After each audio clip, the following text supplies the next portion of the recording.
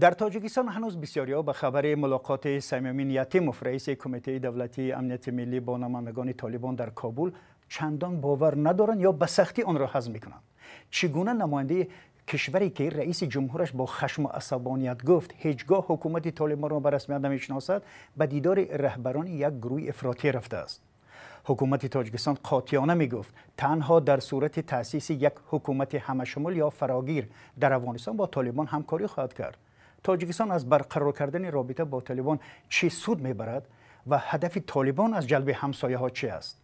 این صحبت برنامه امروزه گپ آزاد در همین باره است و مهمانان ما زاکر حسین ارشاد تحلیلگر افغانستانی از رومینیا و محمد جان کبیروف خبرنگار از لهستان. سلام به گپ آزاد، خوش آمدید و سپاس از شما بینندگان ارجمند که ما را همراهی میکنید. و سوال اول به شما محمد جان کبیروف، چی رئیس کمیته دولتی امنیتی ملی تاجیکستان را وادار کرده است که با نمایندگان گروهی که تا حال تهدید جدی به امنیت کشور مینامید ملاقات کند؟ چی؟ درود بر شما جناب آقای میرزا نبی و مهمان گرامی برنامه جناب دکتر ارشاد. و سبب اینکه چی وادار کرده است وزیر امنیت تاجیکستان را به کابل سفر کند، این بار اول نیست که یتیموف به افغانستان سفر میکند بعد از سقوط حکومت اشرف غنی و روی کار آمدن طالبان. هنوز چند ماه پس از سقوط کابل و روی کار آمدن طالبان یتیموف به افغانستان سفر کرده بود و در ماشین وزیر امنیت طالبان در شمال افغانستان به قول افغان‌ها چکر زده بودند. عامل‌های زیادی هست که یتیموف وادار می‌شود به افغانستان سفر کند، اما آن چیزی که درس کرده است ماه‌های اخیر بعضی از گماشته‌ها یا جاسوس‌هایی که از طرف تاجیکستان در بین گروه‌های طالبان یا همون انصارالله فعالیت می‌داشتند اونها را پیدا کردن و بازداشت کردن، گویا که در این سفر در برابر دیگر موضوع‌ها این هم مطرح شده است که یتیموف از طالبان خواست است این جاسوس هایی که از طرف تاجیکستان فرستاده شده بودند، شاید قاچاقبر باشند یا جاسوس باشند، اونا برگردانده شوند یعنی به تاجیکستان. دیگر بحث دیگر واگذاری سفارت هست که تا این لحظه مثلا معلوماتی که داریم آقای دهقانزاده که قبلا سرکنسول تاجیکستان در خاروق بود، ببخشید سرکنسول افغانستان در خاروق بود، فعلا امور سیاسی و کنسولگری را از طرف حکومت طالبان اون پیش میبرند در تاجیکستان، گویا که در مرز تاجیکستان افغانستان به او دفتر داده شده است و همچنین دفتری هم در دوشنبه دارد. این موضوع امنیتی، موضوع تجارتی اینا باعث شده است که تاجیکستان یا حکومت امام رحمان با طالبان وارد همکاری شد. البته همکاری اقتصادی از روز اول وجود داشت، صادرات برق و صادرات واردات از روز اول وجود داشت و هرگز قطع نشده بود. فعلا فقط مسئله روابط سیاسی و امنیتی است. تشکر. به نظر شما جناب زاکر ارشاد، ملاقات رهبر کمیته دولتی امنیت ملی تاجیکستان با نمایندگان طالبان چی معنا دارد؟ از روی ناچاری است یا چیز دیگر؟ مرحمه. عرض سلام و احترام دارم خدمت جناب شما و همه همکاران تکنیکی و جناب آقای کبیروف همکار ما در گفتگو. خدمتتان باید عرض بکنم که این نشست یا این گفتگو برغم اون نکاتی که جناب شما به خوبی اشاره کردین و سیاست رسمی و اعلامی دولت تاجیکستان را در قبال طالبان بیان کردیم، من فکر میکنم حکایت از این داره که کشورها و بازیگران سیاسی متناسب با تحولات ممکن است یک انعطاف کار بگیره و همواره به دلیل تعقیب منافعشان متناسب با شرایط و زمان تصمیم اتخاذ شود و هیچگاه بر او موقفی که ممکنه بر اساس الزامات قبلی بر او تاکید میکرد به او پایبند نباشد. متاسفانه حضور 3 ساله طالب در افغانستان و ای که قدرت سیاسی را و کنترل افغانستان را در اختیار داره خیلی از کشورها را واداشته که حداقل به صورت تاکتیکی و معطوف به مسائل و منافع خاص خودشان برخی از روابط را و برخی از تعاملات را با طالب داشته باشد. دولت تاجیکستان هم از این قاعده مستثنا نیست، برغم اینکه ممکنه به صورت سوری در سطوح دیگه همچنان موقف قبلی تاجیکستان حفظ شود، ولی در عین حال مثل خیلی از همسایه ها و خیلی از کشورهای جهان به میل نیست که نوع تعامل و یک نوع روابط کمرنگ میان دوشنبه و کابل به وجود بیاید که حداقل برخی از خطرهایی که احتمالاً در آینده ممکنه از جانب طالب متوجه دوشنبه شود پیشاپیش پیشگیری کرده باشه. بنابراین این نوع اقدامات یک کار و یا یک اقدام غیر معمول در حوزه سیاست نیست، بلکه ناشی از امو الزامات و شرایطی میشه که معمولا میان دو کشور رخ میده و این انعطاف از سوی مقامات تاجیکستان گویا رونما شده. تشکر. شما درباره یعنی رابطه کمرنگ تاکید کردید. اگر تاجیکستان در موقع خود میماند و با طالبان هیچ همکاری نمیکرد چی میشد؟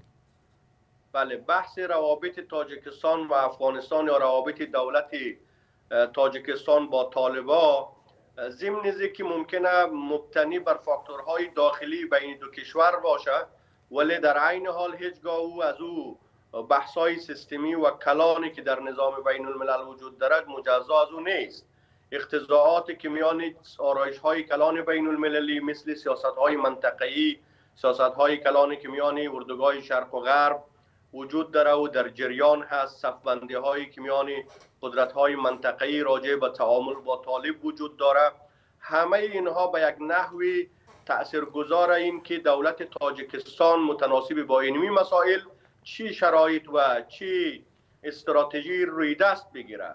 تاجیکستان از طرف دیگه میبینه که خب خیلی از کشورها به صورت عملی ممکنه تمایل داشته که نوع تعامل را با طالب برقرار کنه، ضمن این که همچنان اصرار دارن بر این که هیچگاه نظام طالب را به عنوان نظام رسمی افغانستان به رسمیت نمیشناسند، ولی عملا در میدان عمل ممکنه نوع تعامل و روابط میان دو طرف برقرار باشه، حتی از نهادهای بین المللی بگیر تا خیلی از قدرت‌های قابل توجهی منطقه‌ای هم به این صورت گویا در جریانه. دولت تاجیکستان هم بالاخره به دلیلی که از او صف‌بندی‌های کلان و آرایش‌های کلان منطقه‌ای هم باز نمانه و حداقل در یک تضاد و در یک مخالفت صریح با خیلی از سیاست‌هایی که ممکنه دولت روسیه و سایر کشورها توقع داره که تاجیکستان هم در او صف قرار داشته باشه از او هم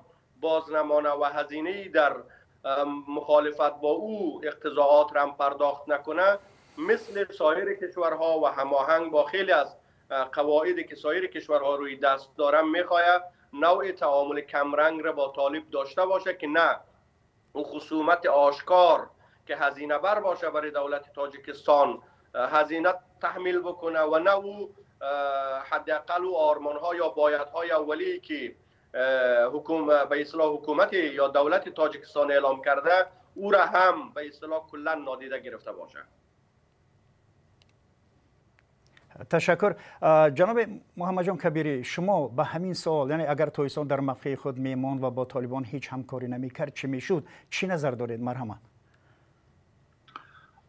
چنین جناب دکتر گفتند معمولا کشورها امروز یک بر حسب منافع امروزه خود برای بازار داخلی یعنی برای مردم خودشان و برای بیرون یک پیام میدن و بعد بر اساس منافعشان برنامه‌ریزی میکنن. تاجیکستان اگر در موقع خود میماند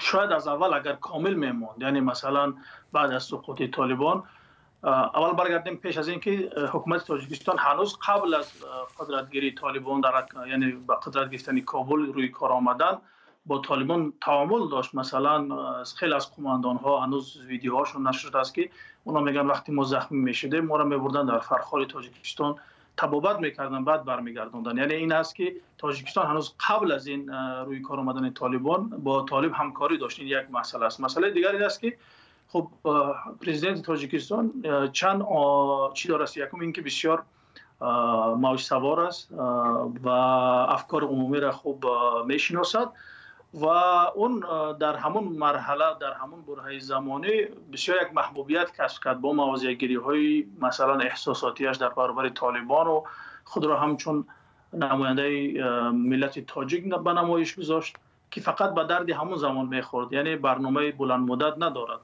دیگر مسئله این بود که حکومت تاجیکستان فکر میکرد مقاومت در افغانستان شکل میگیره و اینا یک صاحب سرزمین میشوند و همزمان باعث میشد که مثلا از به عنوان یک هاب یا به عنوان یک منطقه چی میگن یک پشتیبانه عمل کند تا اینکه از این کمک هایی که به جبهه یا به مخالفین طالب میشود به نصیب نمونم. مثلا فرانسه اینجا امیدوار بودن که فرانسه کمک میکند، روسیه کمک میکرد یا کشور دیگر منطقه.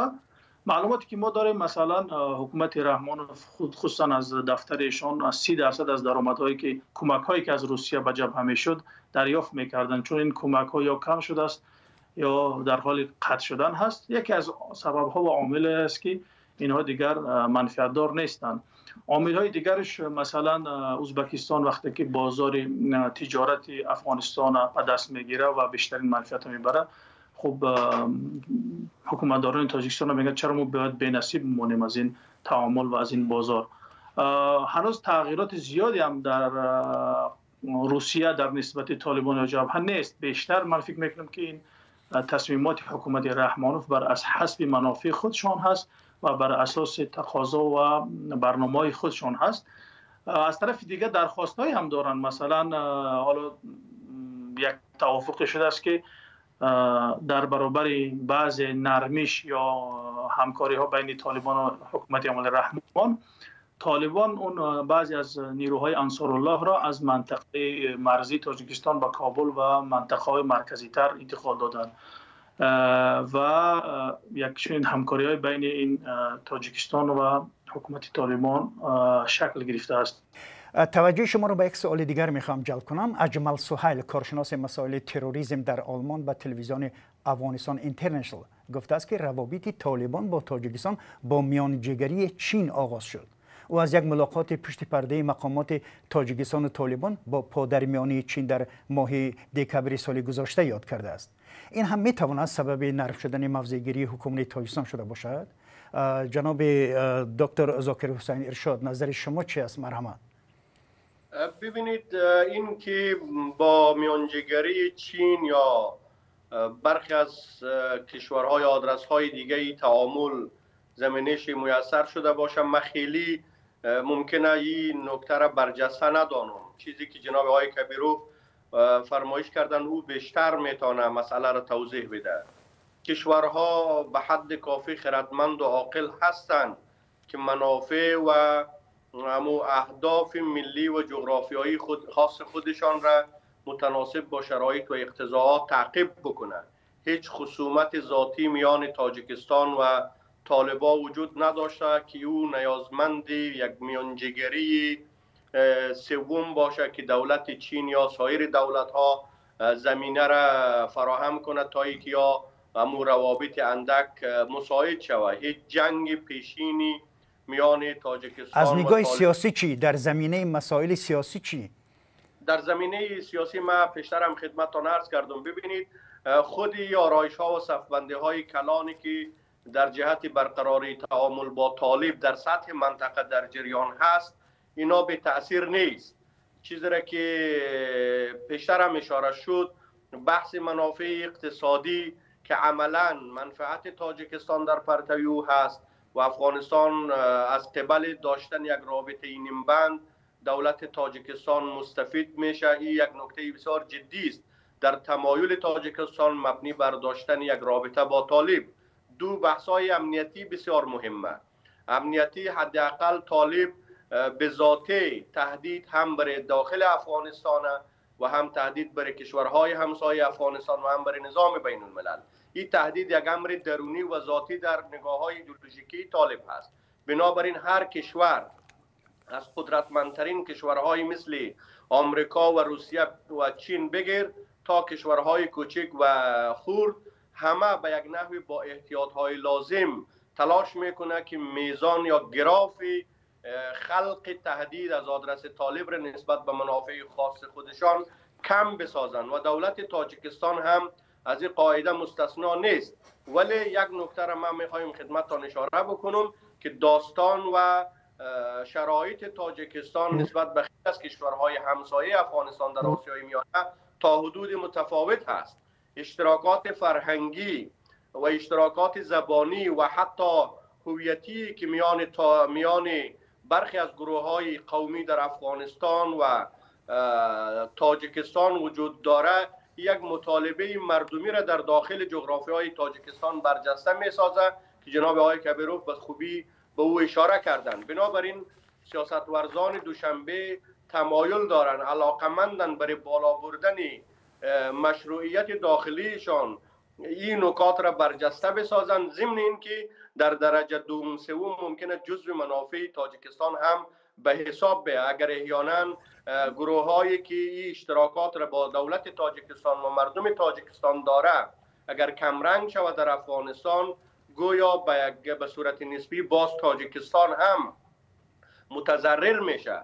از او خاطر است که دولت تاجیکستان با در نظر داشت همه مسائل و فاکتورهای مختلفی که وجود دارد تلاش میکنه با در نظر داشت همه اینها با احتیاطهای لازم تعامل خود را و روابط و نسبت خود را با طالب متناسب با شرایط تنظیم بکنه. تشکر. جناب محمد جان کبیروف، شما نظرتون به همین سوال چی است؟ چی گفتن میخواهید؟ مرحبا.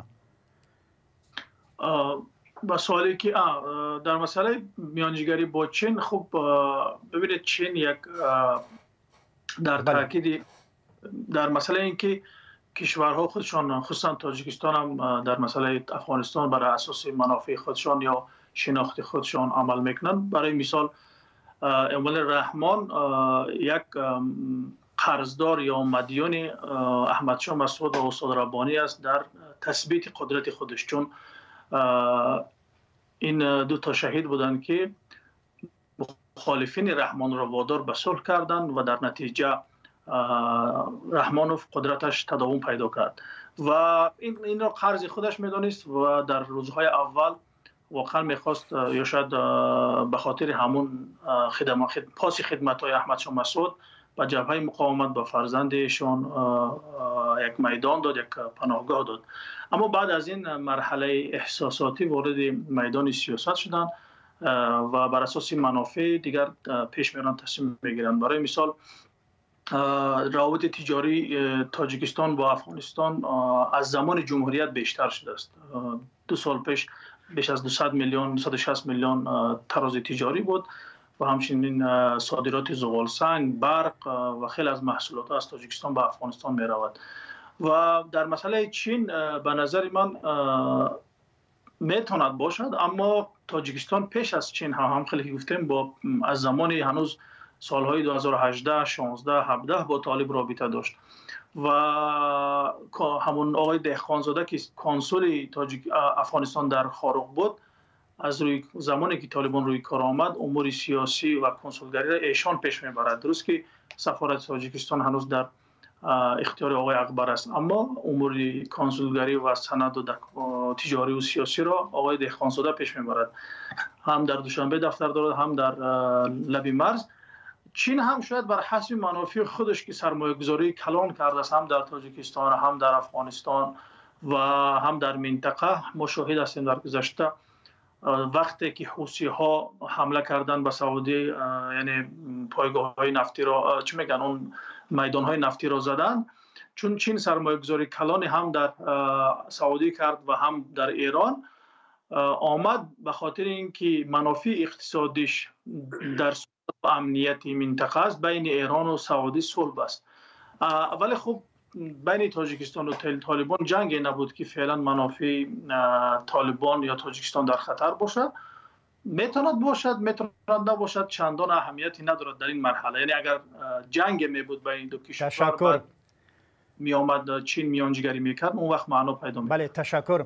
و یک مسئله دیگر، حضور افراطگرایان زاده آسیای مرکزی در افغانستان از جمله تاجیکستان که طالبان را به حمایت از آنها متهم می‌کنند، آیا این امکان وجود دارد که بعدی برای انداختن همکاری‌ها طالبان لجام این گروه ها را به مثل انصارالله که بعضا تحریک طالبانی تاجیکستان هم مینامند کشیده و یا به حکومت تاجیکستان تسلیم کنند. جناب ذاکر ارشاد، نظر شما چی است در رابطه با این مسئله؟ ببین، ممکنه برخی از توقعات یا اهداف امنیتی که دولت تاجیکستان هم را تعقیب میکنه یا یکی از اهدافی که از قبل برقراری رابطه با طالب ممکنه دولت تاجیکستان تعقیب بکنه، این مسئله و این مورد است.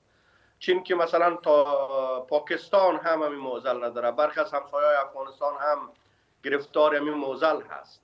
از یک سو طالب، پیروزی طالب یا موفقیت طالب مبنی بر کنترل افغانستان سایر گروه‌های افراطی و رادیکال را در کشورهای همسایه تشویق میکنه و گویا یک نسخه موفق طالب که دیگران تشویق شود برای که همین مسیر طالب را که در افغانستان طی کرده اونا در کشورهای خاص خودشان تعقیب بکنه. این یک نوع تشویق مستقیم و غیر مستقیم برای همه گروه‌های رادیکال در سطح منطقه و جمله در داخل تاجیکستان هست. بنابراین دولت مستقر در همه کشورهای همسایه افغانستان از جمله تاجیکستان تلاش میکنه که تمهیدات جدی را روی دست بگیره که خطری که از این قبل ممکنه متوجه نظم حاکم شود او را کاهش بده.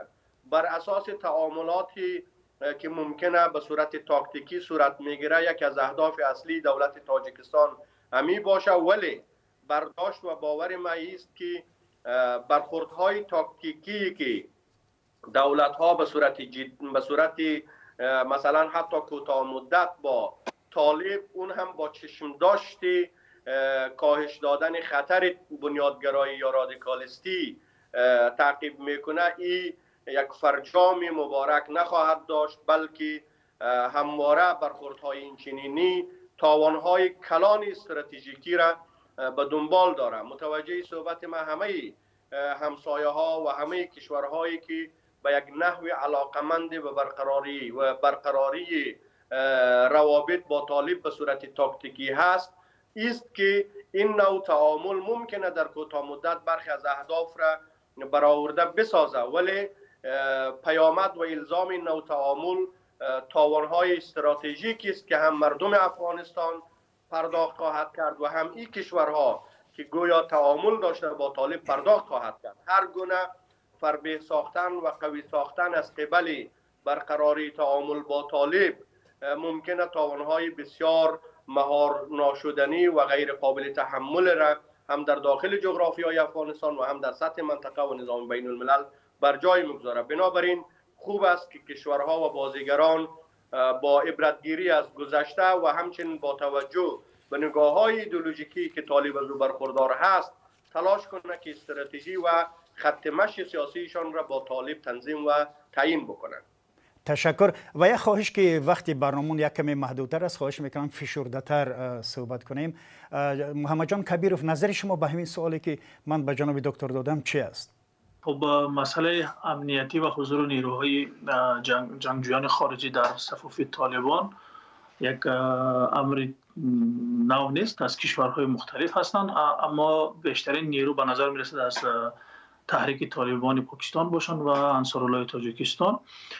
در این مسئله یعنی چقدر دکتر گفتن کنترل، یعنی توقعی که از طالب بیاید این نیروهایی که سالها برای قدرتگیری طالب جنگیدن اونها را از بین ببرد یا مثلا حداقل یا تحویل بدهد به کشور تاجیکستان، یک امر ساده هست و چنین توقعی خودش یک توقع بیجا هست با توجه به شناخت طالب، چون اونها حتی در خودشان مقروض و مدیون و قرضدار این گروه ها میدونند و از نظر عقیدتی برای اونها یک فروپاشی خواهد بود که اینها طالب وقتی این کار انجام بدهد میگه خب اینها که هم پیمان خودشان تحویل دادن خیانت کردن، پس چگونه میتونن به دیگران خیانت نکنن. از این لحاظ به نظر من فقط از نظر تاکتیکی، یعنی همون هر وقت روابط بد شد این نیروهای انصارالله را میارد در لب دریای 5 یا همون آمو و هر وقت که روابطشون به یک توافق رسیدن اینا رو میبرد داخل تر، همین قدر در همین حد میموند به نظر من. ببینید تاجیکستان‌های داعشی افغانستان در حمله‌های در روسیه، ایران و ترکیه مشهور شدند. آیا طالب‌ها بر آنها نظارت دارند یا نظارت کرده نمی‌توانند؟ اگر نتوانند چگونه به تاجیکستان تضمین و کفالت خواهند داد و همکاری خواهند کرد؟ با این سوال شما چه میگه جناب دکتر؟ مرحمت. ببینید، بحث تضمین های سیاسی که ناشی از این نوع تعامل ها باشه نسبت به گروه های ایدئولوژیک و بنیادگرای مثل طالب و داعش اساساً یک امر ممتنع هست، شدنی نیست. گروه های رادیکال به دلیلی که اونا وظیفه محورند و به دلیلی که ایدئولوژیکن اساساً پیمان ها و تعهدات و گارانتی های سیاسی را به رسمیت نمیشناسند و ورنه اگر بازی های خردمندانه و سنجشگرایانه که در قانون تعاملات سیاسی قرار داره برای گروه ها وجه داشته باشد، این گروه های ایدئولوژیک نخواهد بود. اینا بیشتر گروه های سیاسی نام خواهد گرفت، در حالی که کارنامه و همچنین مبانی فکری گروه ها نشان میده که اینا قبل از آن که یک گروه های سیاسی به معنای واقعی کلمه باشه بیشتر گروه های بنیادگرا و ایدئولوژیک است که متناسب با شرایط عمل میکنه و در برابر طرحهای سیاسی اینا استاد میشن. هر گونه تمهیدات سیاسی از نظر زنا غیر مشروع است. اگر احیانا اینا انعطاف داشته باشه و خواستهای کشورها را به رسمیت بشناسه و نسبت به نظم مستقر در کشورها احترام داشته باشه، طبیعیه که دیگه اون خطر که فعلا دنیا ازش داره و خطری که متوجه همه جای میکنه دیگه اون خطر نخواهد بود. بنابراین به هر گونه تعامل یا وعده یا گارانتی های سوری که طالب مبنی بر کنترل نیروهای خود و نیروهای داعش داشته باشه، این گارانتی ها واهی است، به معنا و پوچه. این هم به اعتبار مبانی نظری و افکاری که طالب ازش برخورداره یا داعش و هم به اعتبار تجربه عملی. یکی از دلایلی که در داخل افغانستان حتی که حکومت دست طالبه، ارگ افغانستان و کابل دست طالبه، ولی هیچگاهی بحث سلسله مراتبی، بحث دستور و عدم دستور برای خیلی از افراد در بدنه طالب به اجرا در نمیه و محترم شمرده نمیشه. هر طالب به تنهایی خودش بر اساس باورها و اعتقاداتی که ممکنه داشته باشه عمل میکنه و البته در این میان ممکنه برخی از افراد و برخی از حلقه های کوچیک در درون طالب و گروه های رادیکال وجود داشته باشه که اونا سیاسی باشن. اونا هر کدام با استفاده ابزاری از باورهای اعتقادی تلاش کنن که خواستها و مطالبات سیاسیشان تعقیب بکنن، ولی من حیث المجموع گروه های رادیکال گروه های غیر سیاسی هن و به این لحاظ که این گروه های وحشت، گروه هایی است که به عنوان یک هراس، اون هم هراس های بنیادین برای جامعه و کشورها عمل میکنن. تشکر. اگر پنداریم که طالبان امنیت و آرامی تاجیکستان و منطقه را می‌خواسته باشند، چرا جلب جوانان تاجیک به صف شاخه خراسان گروه تروریستی دولت اسلامی رو به افزایش دارد؟ آیا طالبان این را مخصوص برآمدند؟ محمد جان کبیری، نظر شما؟ ببینید، زمینه جذب، یعنی وقتی که شما در مسئله مبارزه با افراطگرایی صحبت میکنید، شما باید اول ریشه های این را بررسی کنید که مثلا کسی سوال نمیکند چرا تاجیک ها یا شهروندای تاجیکستان بیشتر از دیگران جذب میشوند. شما بین کنش و واکنش قرار دارید. از یک طرف ما یک دولت سکولار افراطی که به شدت آزادی های دینی مردم از سرکوب میکنه و در همسایگی ما یک دولت یا یک نظامی داریم که به شدت افراطی و زمینه پذیرش اینها را با وجود میاره. یعنی حکومت تاجیکستان اگر به مردم تاجیکستان و جوانان تاجیکستان آزادی های دینی را بدهد و علمای تاجیکستان، مدارس تاجیکستان این جوان ها را در خود تاجیکستان در چارچوب مذهب ابو حنیفه تربیت بکنند، دیگر جایی نمیماند که اینا برند سراغ گروه های افراطی. فرق ندارد او داعش خراسان است او طالب است یا القاعده است، هر گروهی نباشد. وقتی که در داخل آزادی اینها سرکوب می شود، اینا رو میارن به خارج و هر گروهی میتونه جذب کند. امروز داعش، فردا القاعده، فردا یک گروه دیگر. به نظر من عامل پیوستن گروه های جوانان تاجیکستان به گروه افراطی در داخل باید جستجو شود و اون هم در نتیجه سیاست سرکوب آزادی های دینی طی 20 سال گذشته است و باید حکومت تاجیکستان این را اصلاح کند. در غیر آن نه طالب بتواند ضمانت امنیتی بدهد، چون خود طالب هنوز کندک های انتحاریش پابرجا هست. هنوز اون گروه هایی که اونها را برای انتحار بعد از 3 سال قدرت گیری هنوز اون گروه ها را حفظ کرده است. پس چرا اونها را نگه می‌دارد؟ حتما لازم دارد و تغییر در عقیده طالب در انتحار با داعش شکل نگرفته است. حالا فقط داعش در هر جایی که پیش آمد دهشت افکنی میکنه، طالب فقط با ادعای خودشون فعلا در چارچوب مرز افغانستان. به نظر من باید حکومت تاجیکستان از سیاست سرکوب آزادی های دینی، بازداشت روحانیان و سرکوب جوانان دست بردارد و همچنین آزادی های سیاسی را هم فراهم بکند. در غیر این صورت سرکوب آزادی های دینی و سیاسی باعث میشد مردم افراطی شوند و دست به خشونت بزنند. همکاری با حکومت که زنان را از عادی‌ترین حقوق خود محروم کرده است و افراطی می‌پرورد، برای تویسان چی خواهد داد؟ ببینید، یکی واقعیت‌های جاری است که بسیار تلخ کشورها ممکنه همچنان که پیشتر خدمتان عرض کردم متاسفانه در مسیر جستجوی منافعشان خیلی از آرمان‌ها و ارزش‌های انسانی را ممکنه یادشان برد یا به حاشیه بکشانند. همین بحث آرمان‌هایی که فعلا همه کشورها و همه جهان مسئول در قبال حداقل برقراری یک نظم انسانی که انسان به عنوان انسان در افغانستان و تحت حکومت طالب از همه چیز محروم میشه، انسان زدایی صورت میگیره و بدترین سرنوشت بر اینها تحمیل میشه.